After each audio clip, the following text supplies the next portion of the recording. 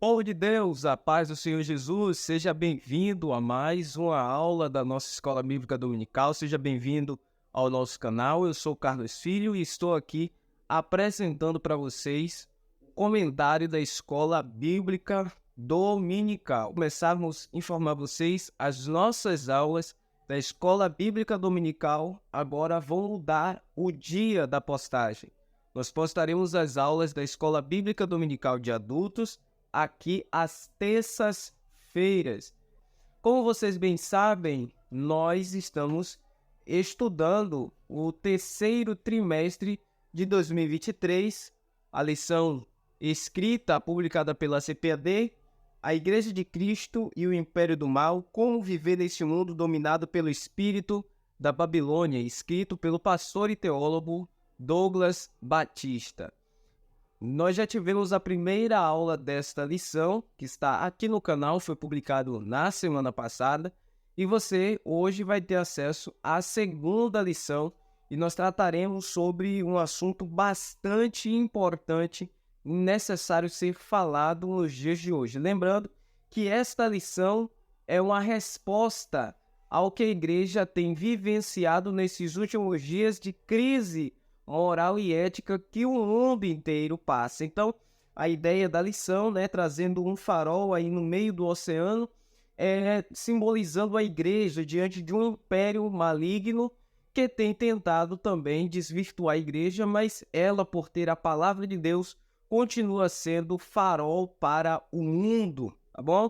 Então, hoje nós estudaremos a lição de número 2. E o tema dessa lição é a deturpação da doutrina bíblica do pecado. Você conhece a respeito da doutrina bíblica do pecado? Qual é a sua visão sobre o pecado? Você vai saber muito mais sobre esse assunto na lição de hoje. O texto áureo da nossa lição está em Romanos capítulo 3 e o versículo de número 20. Por isso, nenhuma carne será justificada diante dele pelas obras da lei, porque pela lei vem o conhecimento do pecado. A verdade prática nos diz: o pecado de Adão arruinou toda a humanidade. Contudo, Jesus Cristo pode regenerar eficazmente o pecador. O antídoto de Deus para essa doença chamada pecado é a regeneração feita por Cristo em seu sacrifício vicário na cruz do Calvário para redimir, para reconciliar, para trazer de volta a este contato, essa intimidade do homem com Deus que outrora foi perdida lá no jardim. Para nossa meditação, a base bíblica desta lição de hoje está em Romanos capítulo 3, verso de número 9 ao verso de número 20. Então você pode acompanhar ele na sua lição ou acompanhar na sua Bíblia para que nós possamos aí ter uma base bíblica mais profunda a respeito desse assunto. Romanos capítulo 3. Pois que somos nós mais excelentes? De maneira nenhuma, pois já dantes demonstramos que, tanto judeus como gregos, todos estão debaixo do pecado. Como está escrito, não há um justo, nenhum sequer. Não há ninguém que entenda, não há ninguém que busque a Deus. Todos se extraviaram e juntamente se fizeram inúteis. Não há quem faça o bem, não há nenhum só. A sua garganta é um sepulcro aberto, com a língua tratam enganosamente, peçonha de aspides está debaixo de seus lábios. Cuja boca está cheia de mal de cal e amargura. Os seus pés são ligeiros para derramar sangue. Em seus caminhos há destruição e miséria. E não conheceram o caminho da paz. Não há temor de Deus diante de seus olhos. Ora, nós sabemos que tudo o que a lei diz aos que estão debaixo da lei o diz, para que toda boca esteja fechada e todo o mundo seja condenável diante de Deus. Por isso, nenhuma carne será justificada diante dele pelas obras da lei, porque pela lei vem o conhecimento do pecado.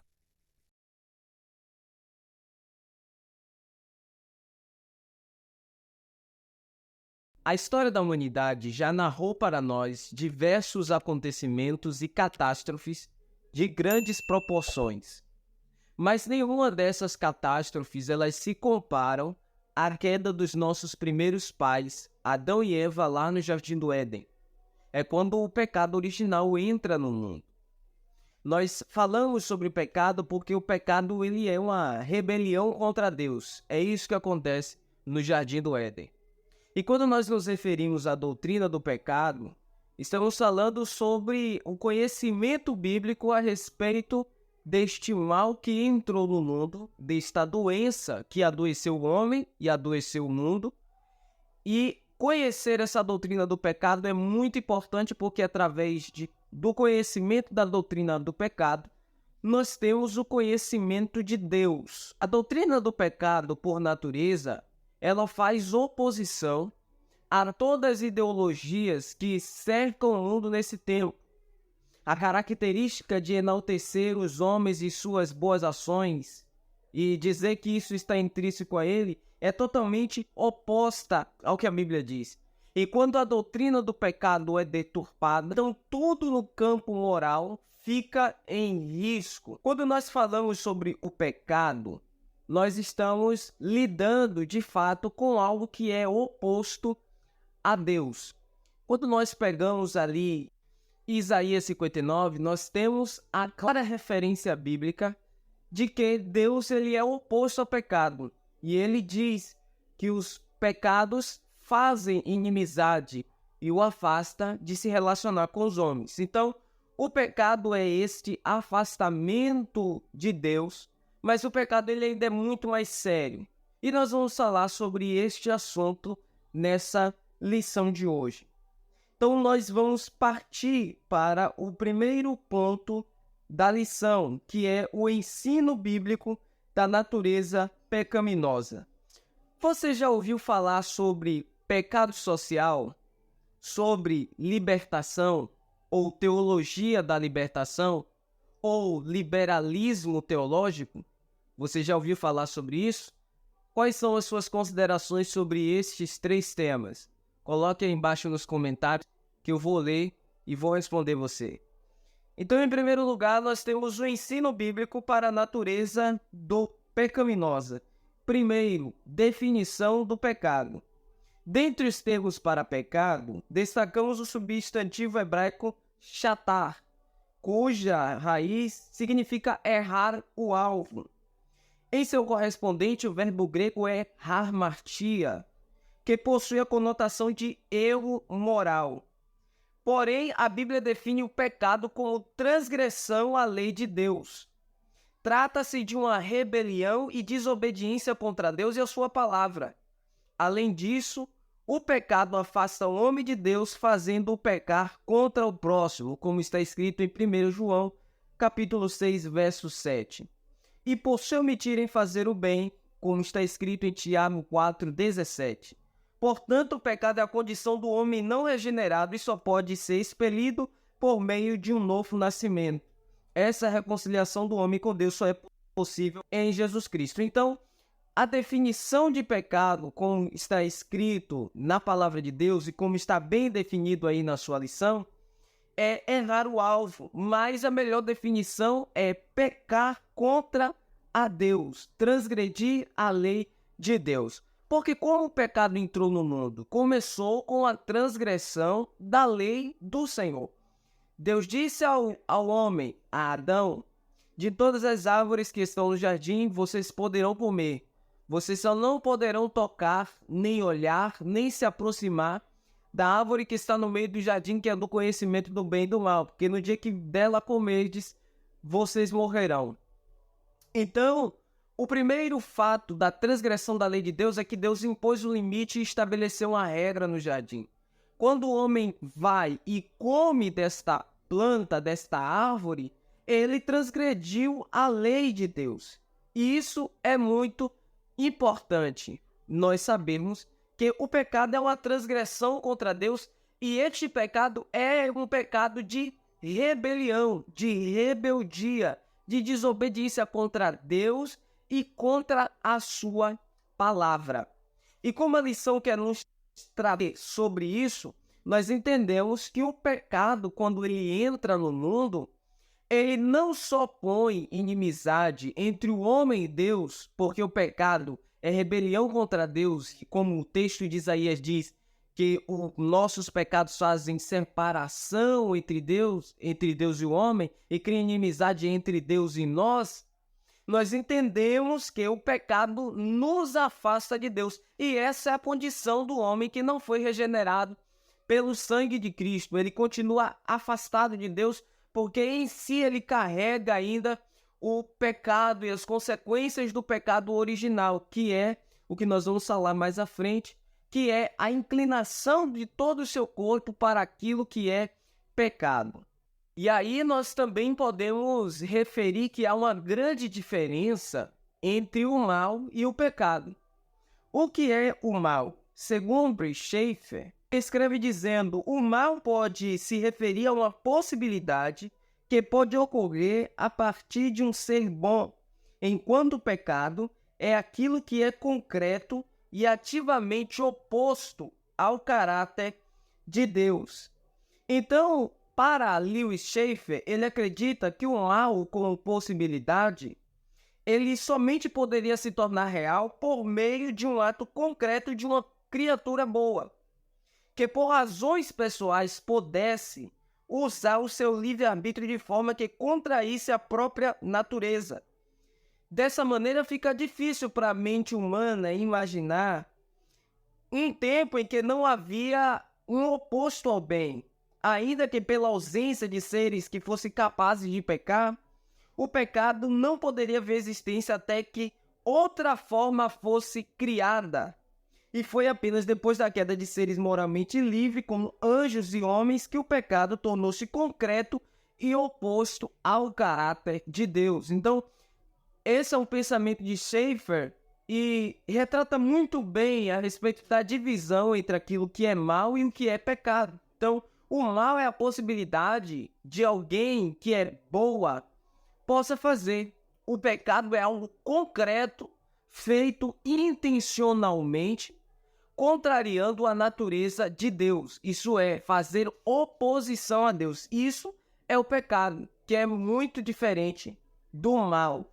E nós temos essa distinção e precisamos ressaltar isso, que este pecado, o pecado feito, o pecado estabelecido, ele é, sim, uma rebelião contra Deus. Ele só pode mudar este estágio de vida se ele se reconciliar com Deus através do sacrifício de Jesus Cristo, conforme escreveu Paulo na segunda carta aos Coríntios, capítulo de número 5 e o verso de número 19. Segundo ponto do primeiro tópico: a universalidade do pecado. O ser humano foi criado por Deus totalmente perfeito e sem pecado. Deus pôs no homem o livre-arbítrio. E colocando esse livre-arbítrio, o homem decidiu escolher pecar contra Deus, culminando na queda de toda a humanidade. E através dessa queda entra o pecado no mundo. E através disso o pecado entrou em toda a raça humana. A universalidade do pecado fez com que os nossos primeiros pais, quando caíram, a viver e a experimentar sensações que eles jamais haviam experimentado antes, como a vergonha, a própria nudez, como o medo de enfrentar o juízo. Observe que quando eles comem o fruto, a primeira coisa que eles percebem é que eles estavam nus. E quando Deus vai visitar, como é costumeiramente da parte de Deus fazer essa visita ao cair da tarde, eles se esconderam. Isso reflete o medo do juízo de Deus, o medo de enfrentar o juízo de Deus. Há o sentimento de culpa, porque quando eles perceberam que perderam a pureza, a santidade, esconderam. E quando eles se esconderam, eles se tornam fugitivos da presença de Deus. O que aconteceu foi uma queda moral e espiritual que condenou, bem como toda a raça humana, à morte, conforme Deus havia predito em Gênesis capítulo 2, verso 17. E é muito interessante que Paulo explica isso em Romanos, capítulo de número 5, verso de número 12, dizendo, Paulo aqui está explicando que o pecado foi a porta de entrada da morte na história da raça humana. Então, o pecado em si trouxe a morte aos homens, porque por um homem entrou a morte no mundo e ela escolheu todos os homens. Todos os homens que descenderam de Adão recebeu a natureza predisposta ao pecado, conforme Paulo declara aos Romanos. Todos pecaram e destituídos estão da glória de Deus. Romanos 3, 23. A mudança na natureza do homem, ela é produzida pelo pecado que fez todos os homens pecadores inatos. Ninguém que nasce nessa terra, ele nasce isento de pecado. Todos que nascem com consequências do pecado original lá no Jardim do Éden. Esse pecado reverberou toda a natureza e todo ser que nasce nessa terra, ele nasce com a consequência do pecado do primeiro Adão. Todos os homens nascem condenados à morte física e espiritual e eterna. Romanos 6, 23, Paulo diz, o salário do pecado é a morte. E aí é interessante porque eu vou fazer uma nova citação de teólogo Schaeffer, que ele fala algo muito importante sobre a queda do homem na sua teologia sistemática. Ele diz assim, baseado em Romanos 5, 12. Deus prometeu conceder vida eterna a Adão e sua posteridade, se ele, como cabeça representativa, obedecesse, anunciou o castigo de uma natureza corrupta e da morte se desobedecesse. Como Adão pecou, Deus considera todos os seus descendentes como pecadores e os condena por causa da transgressão de Adão com uma natureza corrupta, que invariavelmente leva a todos os atos de pecado, e que é ela própria, o pecado. Deveria ser notado que, por este ponto de vista, a corrupção de nossa natureza não é causa da imputação do pecado de Adão, mas sim o efeito dela. Então, em consequência disso, todo ser humano está debaixo da escravidão do pecado e sujeito à morte física e espiritual. Isso só pode ser alternado da morte para a vida quando ele encontra-se com Jesus e tem a sua vida regenerada pela fé no sacrifício de Cristo. Há uma esperança para o homem, se ele reconhecer o sacrifício e ter fé naquele que Deus enviou para nos reconciliar. Fora isso, o homem está fadado a ser condenado pelos seus delitos e pecados, carregando em si uma natureza pecaminosa herdada dos primeiros pais, Adão e Eva. Terceiro, corrupção total. A corrupção é o mesmo termo de depravação total. É o que diz respeito ao estado de corrupção mental, moral e espiritual da natureza humana. Esse aspecto tem conotação à inclinação para fazer errado. E isso é resultado do pecado que entrou no mundo. A depravação total e a palavra depravação, termo, quer dizer falta de justiça original, opção da natureza moral do homem e sua tendência para o mal. A depravação, ela infeccionou o ser humano, ela corrompeu seu intelecto, seu sentimento, seu coração e sua vontade.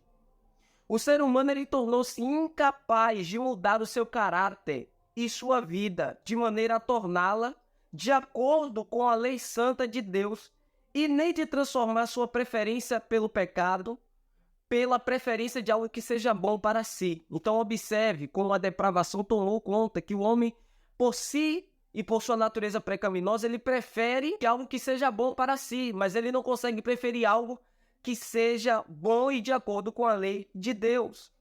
Ele não pode regenerar sua alma, nem pode se arrepender com tristeza santa ou exercer arrependimento para a salvação.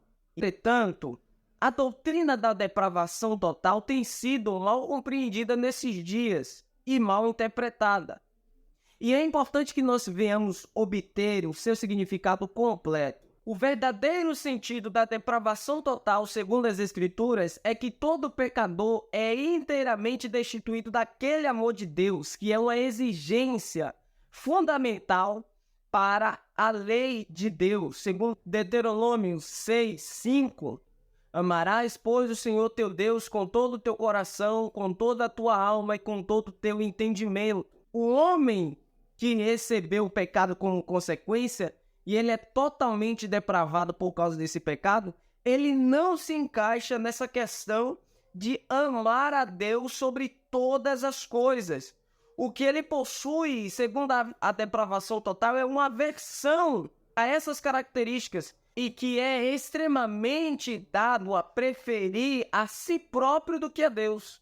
Então, o sentido de depravação é que o homem está destituído deste amor de Deus porque ele prefere algo que agrade a si mesmo do que a Deus.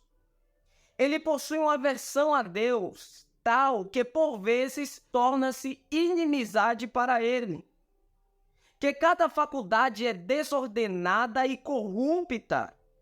Que cada um de seus pensamentos, sentimentos ou algo algum pode ser aprovado por Deus. E que cada um de seus pensamentos, sentimentos e ato algum pode ser aprovado por Deus inteiramente. E que entrou num processo constante de crescente depravação, da qual não pode de algum modo sair por suas próprias forças. A base bíblica para isso é Romanos 7, 18. Então, a depravação total faz com que o homem prefira agradar a si mesmo do que a Deus. Ele se torna inimizade para com Deus porque ele prefere pecar do que agradar a Deus e seguir a sua ordem, e que nenhum ato bom do homem pode ser aprovado por Deus. A própria Bíblia diz que os nossos melhores atos e nossas melhores ações para Deus é como trapos de imundícia, porque nós temos o pecado enraizado na natureza humana. E nós podemos salientar aqui sobre esse primeiro ponto que a pior tragédia que ocorreu na raça humana foi o pecado, porque ele distorceu a sua natureza e distanciou o homem de Deus. O pecado em si é transgressão contra a lei de Deus e por ele o homem foi completamente corrompido. Segundo ponto da lição: teologias modernas. Teologia do pecado social. Essa teologia é uma tese que remonta aos concílios de Medellín nos anos de 1968 em Medellín, na Colômbia, em Puebla, 1979 no México. Essa tese do pecado social, ela defende que o pecado, ela não é algo meramente moral e espiritual, mas que ela se constrói através de injustiças e estruturas opressoras, como injustiça social, desigualdade social e desigualdade econômica. Então, cria-se uma estrutura para dizer que essa estrutura é opressora, pegando os assuntos, de desigualdade social, econômica, pobreza, e diz que o pecado existe por causa dessas estruturas opressoras. E aí há a banalização do tratamento do pecado no seu sentido original, que é a natureza humana, para o pecado social, que é uma estrutura. Deixar de tratar o seu pecado na sua ênfase original, que trata-se do pecado na natureza humana, e mudar para a tratativa do pecado na matéria de estrutura, isso traz um distanciamento bíblico e enfraquece a responsabilidade moral que cada ser humano tem sobre as suas ações e pecados. É tirar a responsabilidade do pecador com o seu pecado. Dizer que o pecado que alguém comete só comete por causa que existe uma estrutura opressora. E não que o homem queira pecar o que quer, mas porque existe uma estrutura opressora, existe uma desigualdade, uma injustiça social. Então o homem ele é inclinado para o pecado. Mas biblicamente não é isso que a Bíblia diz. Não é isso que a Bíblia diz. Se a justiça social existe, é porque primeiramente o homem pecou para que isso existisse. Então é necessário tratar do pecado na sua estrutura original, falando sobre a raça humana e sobre o aspecto da natureza humana. Que quando o homem peca, todos esses males de injustiças e tantas outras coisas acontecem justamente porque lá no jardim Adão pecou. É consequência, é o efeito, é a resposta de algo que foi feito lá no jardim do Éden, quando o homem transgrediu contra a lei de Deus. E a partir daí, resolver essas questões de ordem social é visto como solução para a tratativa do pecado ou o problema do pecado naturalmente. Isto é uma deturpação do ensino bíblico a respeito da doutrina do pecado. E nós precisamos estar atentos para que a igreja conheça realmente a doutrina do pecado e consiga se afastar e calar esses inimigos da igreja que se levantam muitas das vezes das nossas tribunas para trazer esse tipo de conceito. A igreja jamais pode dobrar os seus joelhos e ela precisa, nesse tempo, reenfatizar a respeito da doutrina do pecado, enaltecendo a Bíblia e trazendo a abordagem correta de acordo com o que é escrito na Bíblia. Segundo, teologia da libertação. Essa teologia ela tem afinidade com as ideias marxistas. Se você não sabe o que é o marxismo, são ideias e filosofias de Karl Marx, um filósofo progressista que, na minha visão, é comunista, que tem uma visão deturpada para a humanidade e para tudo aquilo que é bom para a sociedade. Essa teologia busca a teoria do, entre aspas, libertar-se ou do se libertar. Isso aqui fala sobre a pessoa, o ser humano, se libertar dessas estruturas opressoras, desses conceitos opressores da sociedade. Ela nasce na década de 1970 por Gustavo Gutierrez, lá no Peru, e aqui no Brasil por Leonardo Boff. Isso, para eles, o estudo bíblico não deve estar centrado nas doutrinas bíblicas para libertar o homem do pecado, mas na indignação social para libertar o homem da injustiça social, econômica e cultural. E tem muita gente que segue essas ideias e elas se afundam e são levadas para o inferno, porque a tratativa do pecado está na palavra de Deus. Nós temos a palavra, uma série de aconselhamentos e base bíblica para lutarmos e vencermos contra o pecado. Quando nós tentamos desassociar o pecado daquilo que a Bíblia diz e começamos a querer tratar do pecado sobre essas esferas de um mundo ideológico contaminado por ideologias marxistas, como essas teologias da libertação do pecado social, nós afastamos a real necessidade de tratar o pecado, as consequências de não tratar o pecado, e ao invés de sanarmos o pecado, nós promovemos uma sociedade muito mais pecadora do que ela deveria ser. Porque quando nós tratamos a ênfase e tratamos o ponto central do pecado e desvinculamos isso para outras esferas, nós promovemos gente que peca muito mais. Porque quando nós falamos que o pecado não vem da natureza humana e que isso é consequência de algo, é consequência de uma estrutura opressora, nós abrimos a liberalidade para que alguém peque com vontade e lá no final apenas culpe a estrutura opressora. Porém, a Bíblia diz que um dia nós compareceremos ao juízo de Deus e daremos conta pelos nossos pecados, pelas nossas mentiras e omissões.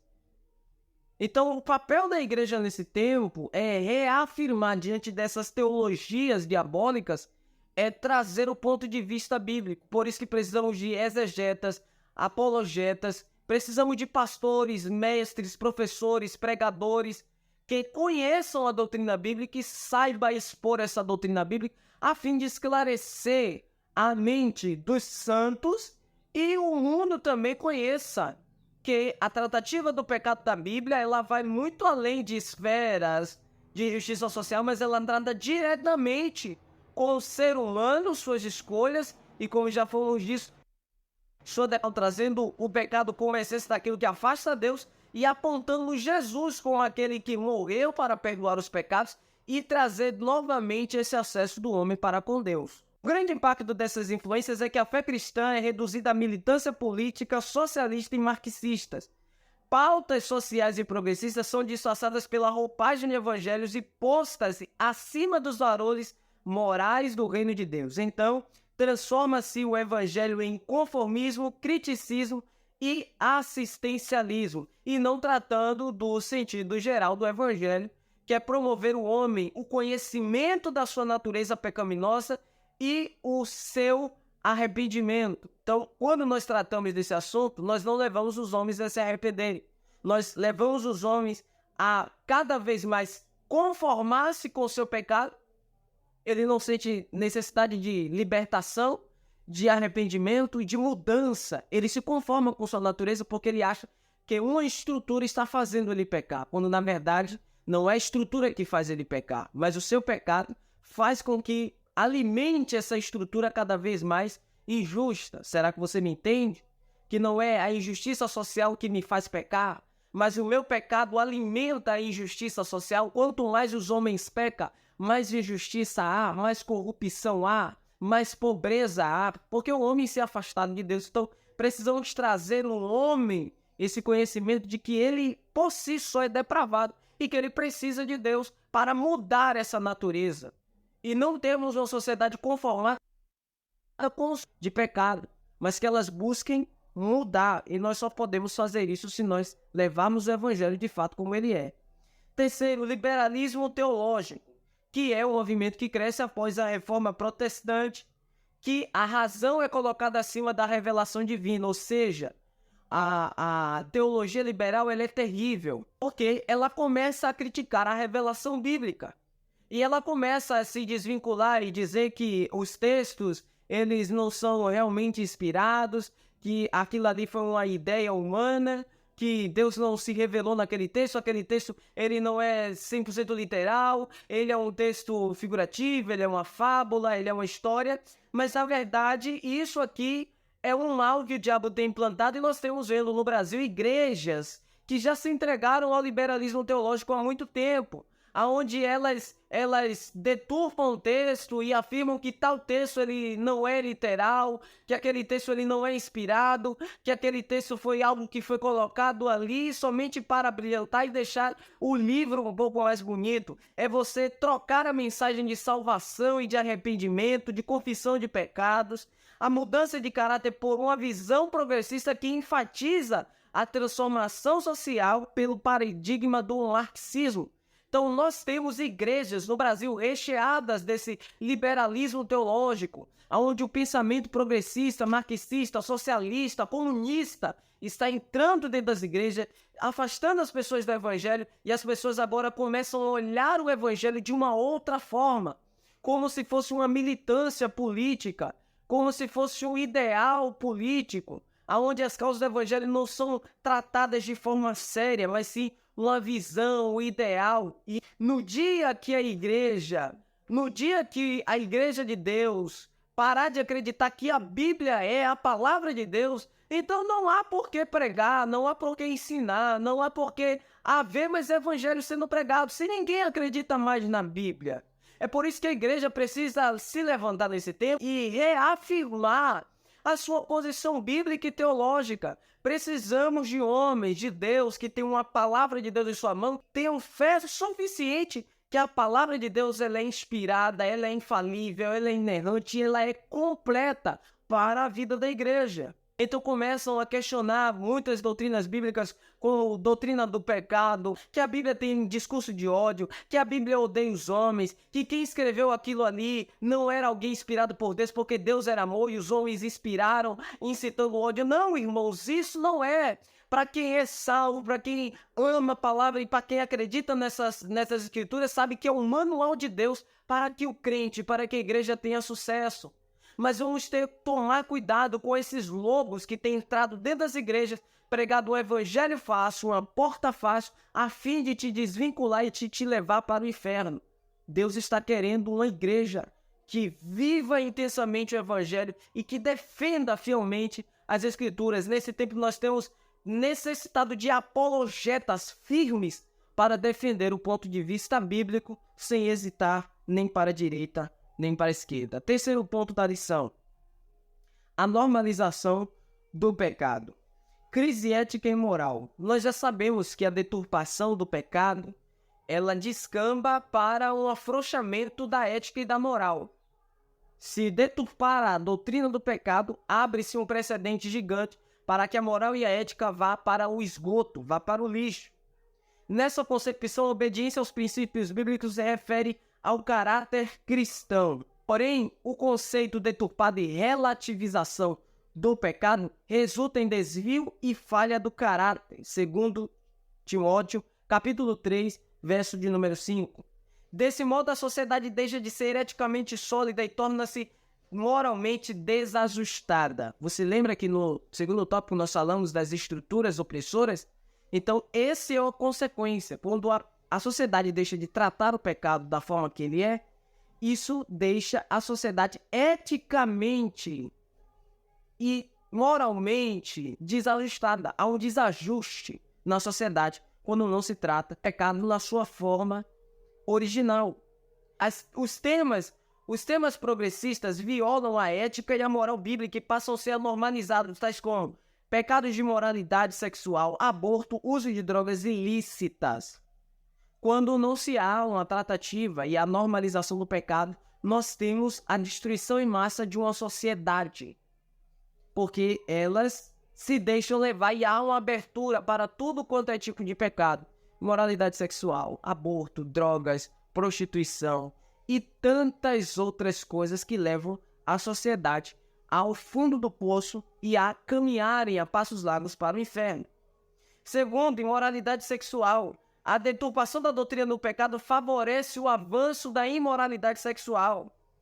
Em defesa da liberdade de decisão sobre o corpo, banaliza extraconjugal e normaliza-se a homossexualidade. Então, não há aquela cultura da sacralização do corpo, de se guardar-se para um futuro casamento, para um esposo. Não. Hoje é tudo liberado. Sexo à vontade, fora do casamento, antes do casamento, homossexual. Isso é terrível. Neste aspecto, o afrouxamento da moral, o ensino da ideologia de gênero e a erotização da infância promoveu luxúria e licenciosidade.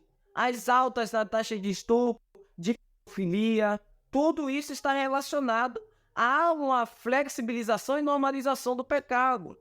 O pecado é tolerado, a família é desconstruída e a doutrina da santidade é negligenciada. Essas são as consequências da normalização do pecado. Então, como igreja, nós não podemos normalizar e achar que nada dessas coisas é normal. Tudo que o mundo está vivendo, essa agenda que o mundo está seguindo, é totalmente contrária à palavra de Deus. Terceiro, a dessacralização da vida. As Escrituras ensinam que a vida humana é sagrada porque tem origem divina.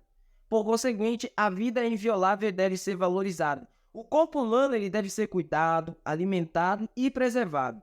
Não obstante, a vulgarização do pecado fomenta ideologias que desprezam a sacralidade e a dignidade humana. Propala-se a autonomia incondicional sobre o próprio corpo sem as devidas limitações éticas e morais. O slogan que nós temos aí do meu corpo, minhas regras, reivindica o pseudo-direito de a pessoa usar drogas, prostituir-se, abortar-se, cometer suicídio e a eutanásia. Assim, o corpo que é templo do Espírito Santo é profanado. A criatura, de modo proposital, afronta a vontade do Criador. Então, você pode observar que tudo isso aí é consequência da normalização do pecado. E isso não vai somente para a esfera do mundo, porque o mundo já é caído. Mas isso tem entrado na igreja através desses líderes omissos, prostitutos da fé, hereges, que têm pregado este evangelho que segue a agenda. E nós precisamos entender que o evangelho é fora de agenda. O evangelho não está pautado em nenhum ideal que esse mundo vive. O evangelho é algo transformador, é algo diferente. Te tira do normal para ser anormal. Essa é a função do evangelho. Esse slogan desse tempo, do meu corpo, minhas regras, é um slogan que faz totalmente a aversão a Deus. É o homem dizer que ele tem poder sobre o seu próprio corpo, então tudo que ele quiser fazer, ele faz. Só que a Bíblia diz que o salário do pecado é a morte. Então, como igreja, nesse tempo, nós precisamos enfatizar as doutrinas bíblicas, pregar o Evangelho. Nós necessitamos evidenciar o Evangelho. Chega desse Evangelho barato, desse Evangelho simples, dessa porta simples, desse Evangelho de prosperidade, de bênção. Nós precisamos enfatizar as doutrinas bíblicas do Evangelho, enfatizar a pregação de Jesus e dizer ao homem que ele por si só ele não vai ser salvo porque ele é pecador, mas que Jesus veio para mudar a realidade da sua vida. Que Deus te abençoe, eu espero que você tenha sido edificado através dessa aula. Eu te espero no nosso próximo vídeo do canal. Se você ainda não é inscrito, se inscreva, ative as notificações. Nós nos vemos no próximo vídeo.